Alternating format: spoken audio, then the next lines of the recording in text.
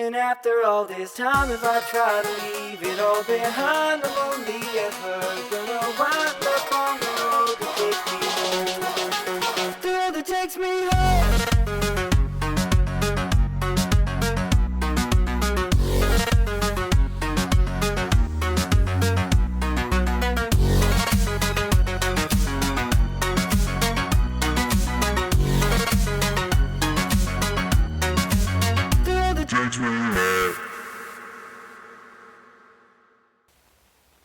Hello and welcome to a special edition version of Coffee Games here at hitstatnow.com YouTube channel. Today I decided, well, it's the 30th anniversary of Street Fighter, so I decided that instead of getting into the games that I picked up over the last month or so and the wild and unusual pickups, some of which are awesome by the way and will come up in the next video, but I decided why not do a Street Fighter special. I've been playing Street Fighter now since I was about 12 years old, I'd say, give or take. I've been playing since Street Fighter 2, so I've accumulated a couple of Street Fighter games over the years. Now, I have nothing anywhere near a complete collection, but I do have quite a few Street Fighter games in my possession, so without further ado, let's play some Street Fighter. So, if we're going to play Street Fighter, we may as well start where it all began for me, and that is Street Fighter 2 Turbo on the Super NES. Next up is Street Fighter 2 Special Champion Edition on the Sega Mega Drive, with its 24 meg power on its 16-bit cartridge. I don't recall ever buying this. I don't know where the hell it came from, but it's in really, really good nick. It's a little bit dusty from sitting on the shelf, but it's in outstandingly good nick. I love the artwork to an extent. I love M. Bison right there. It looks absolutely phenomenal. Showing off that incredible psycho power, but unfortunately, Ryu, not so much. Again, I can't remember where this came from. I really can't. But it comes with an absolutely huge instruction manual. Many of these Street Fighter games do, because there is just so much going on in them that it takes a long time to describe. Look at the thickness of this manual, for example. For a Mega Drive game, that's absolutely huge. The cart itself, of course, has exactly the same artwork on it right there. You can't see quite as much of M. Bison as you can on the actual cover, but it's still quite cool. It's a cool case. It really is, and I love the fact that these old Mega Drive games have this layout up the top here. The thing about this game that I was never fond of, personally, not Street Fighter 2 in general, but Street Fighter 2 on the Mega Drive, was having to switch from kicks to punches using the start button, which in mid-combo just doesn't work. It's just not feasible. It's an absolute pain in the ass.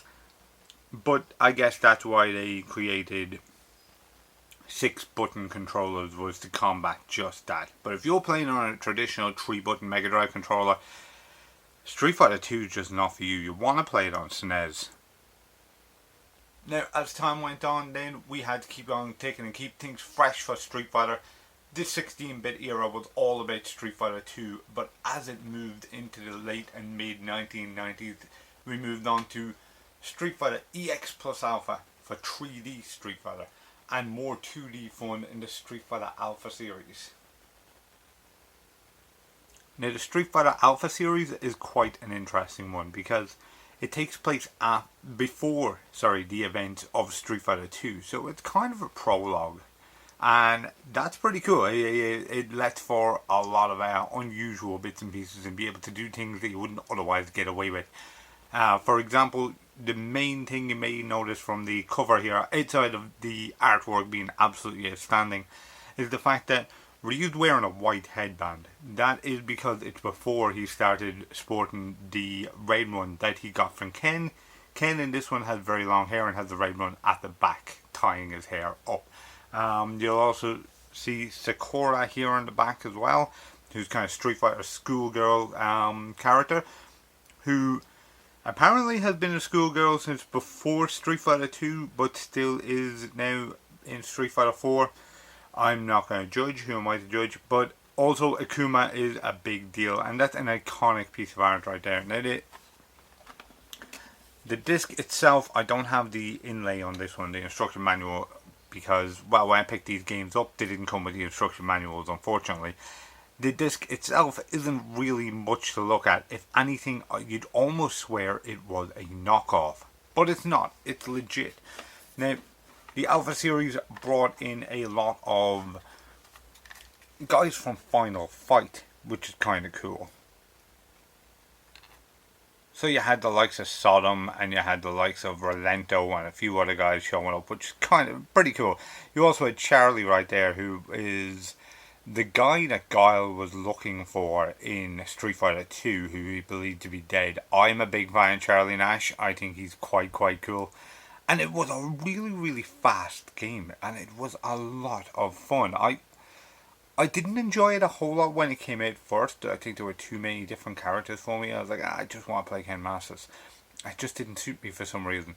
But I returned to it years later and quite enjoyed it. Alpha 3 then is seen as the pinnacle of the Alpha series. Personally, I'm an Alpha 2 man, but each to their own. You had so many characters in this. It got ridiculous. Oromika showed up. I see T-Hawk in the background there. Cody spilled over from Final Fight also. So many. I can see a couple of Killer Bees. Killer Bees Laszlo hanging around in the background. So many characters. In fact, if we're to believe the back, there are 31 playable characters, 3 fighting modes, and tons of secret shit all over the place. It's a fun game. It's so fast paced. The likes of mid-air blocks and stuff like that's just too much going on for my head, to be perfectly honest. I'm just not that good. But it is a really fun game. From what I can remember, my favourite boy E Honda came back in this as well. Now, as the world turned 3D and fell in love with fighters like Tekken, Virtua Fighter, Battle Arena Toshinden, all that kind of stuff, Street Fighter, of course, had to follow suit and see what it could do. I'm not sure if it came out before or after Mortal Kombat 4, but if it came out after, I probably should have learned a lesson or two from how bad Mortal Kombat 4 actually was. This piece of artwork right here on the front is better than anything you're going to see in game because, well, it's mighty blocky. Even at the time when it came out, it did not look pretty. It's very polygon-y. It's not as pretty as you may like it to be, but it does have something quite interesting to it, and that's not just the big EX moves, which are very cool. But it's also got a bunch of unusual fighters that were never seen again outside of the EX series. Now, having a look through the instruction manual, you'll see a couple of these guys. Sure, you've got your regular lads in there as well, Ken Masters and the like around here. I'm going to give you all the info, of course. But you got Ken Masters, you got Sakura. That's cool. But then you've got, who's this lady on the right? Hakuto. You got Chun-Li, we're all familiar with her. Then you've got Crackerjack and D-Dark, gas mask wearing dude with like razor wire. It was very unusual. Apparently a lot of these characters were taken from an anime that I'm not fully aware of. But then again, I'm not an anime fan, so I probably wouldn't be aware of such a thing. Either that or they were taken from another lesser known video game series. Now Pulim on the side right here on the left hand side was my character of choice for this particular game. And Skullomania has become something of a cult classic. People love Skullomania. I'm not sure why. It was a very unusual time for Street Fighter, but it didn't play brilliantly.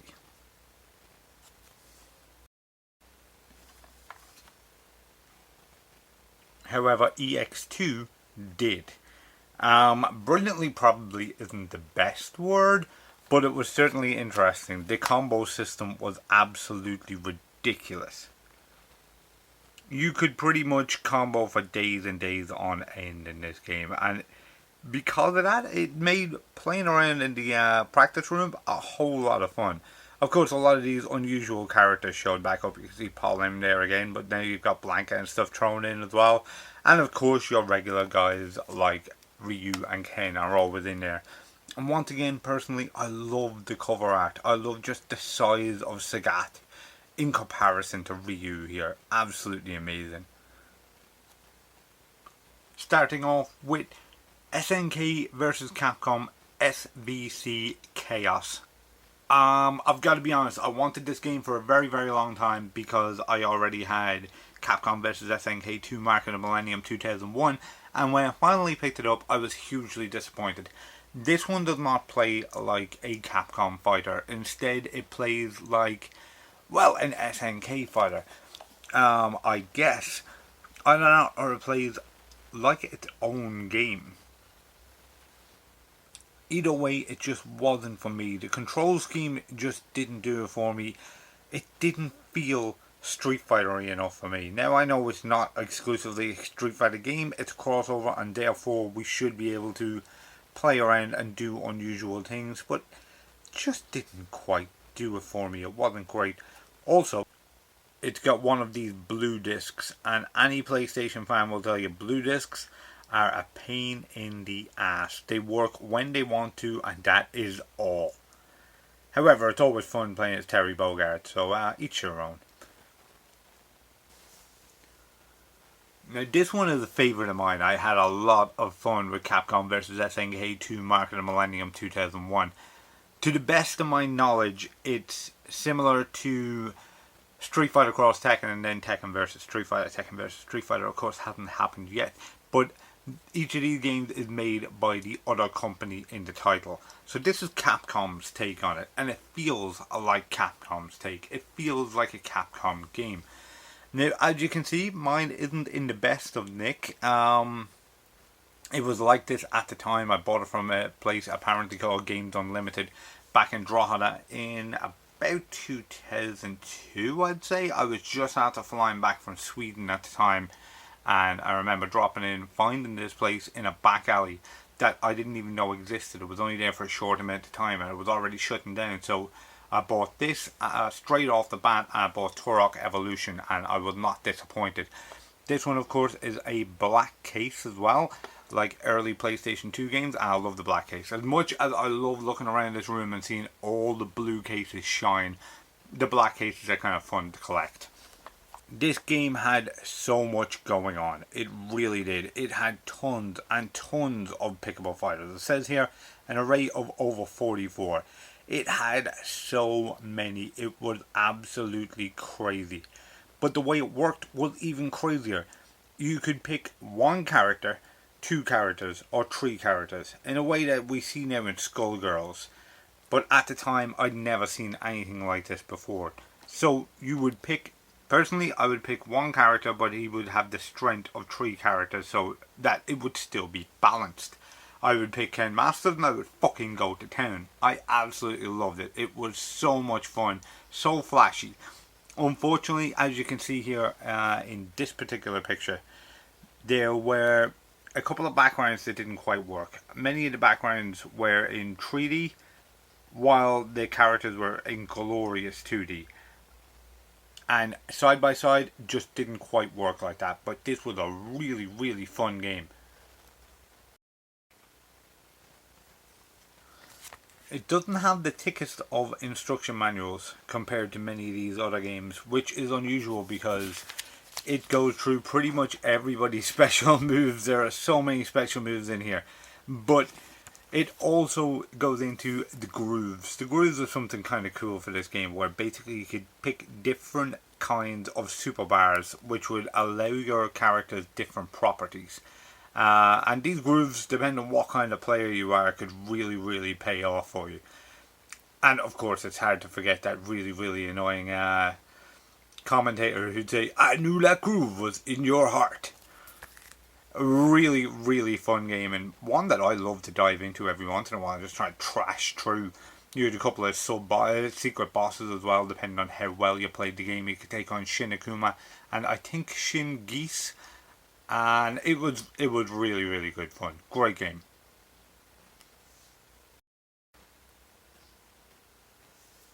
Now it's strange to think that today we are celebrating the 30th anniversary of Street Fighter.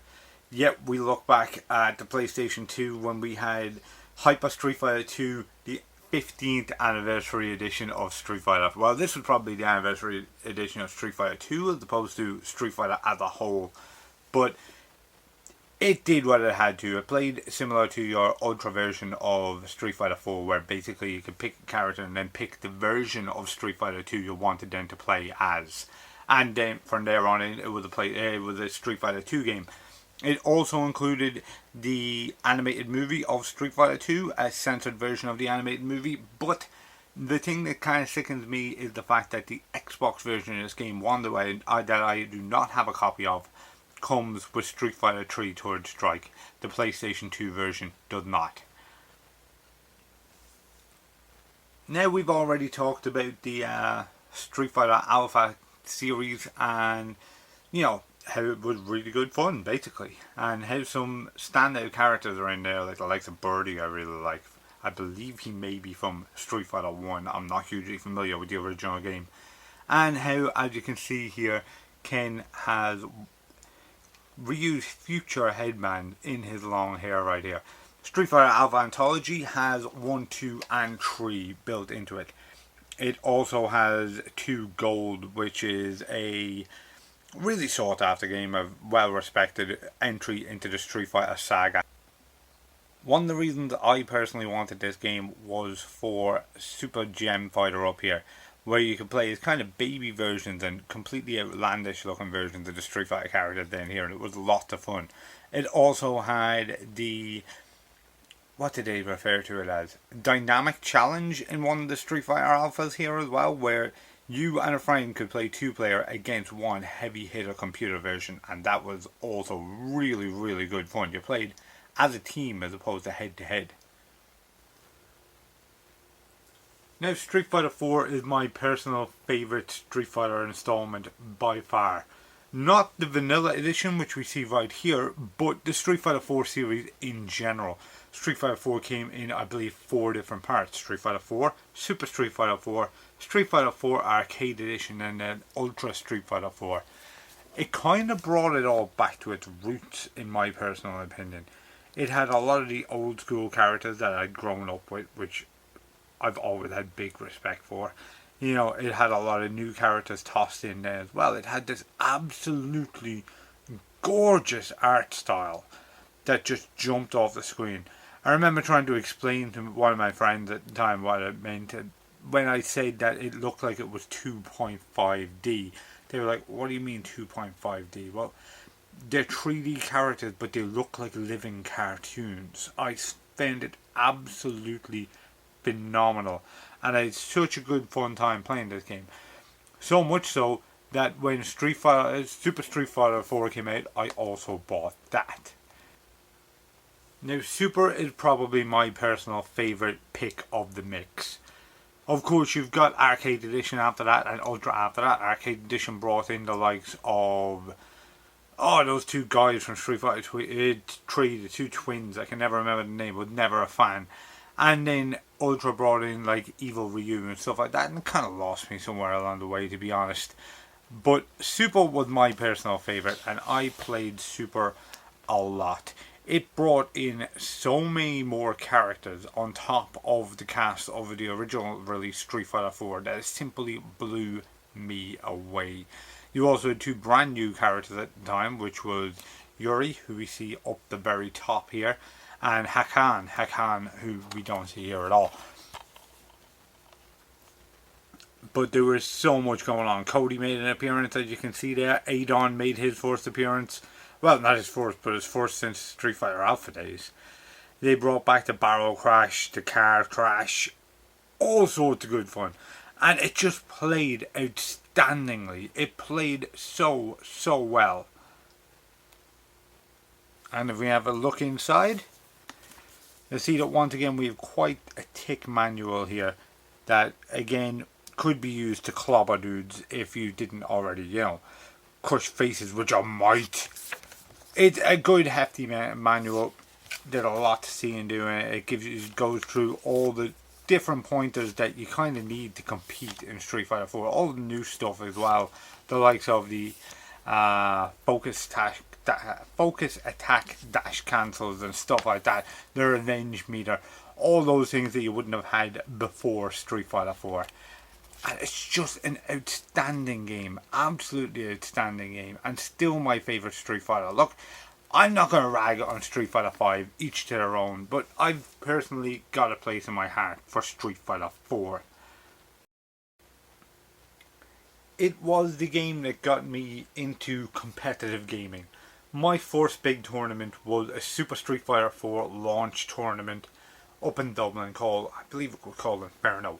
A long time ago, and I've been playing as heavy as I could since that on this particular game, and I absolutely love it.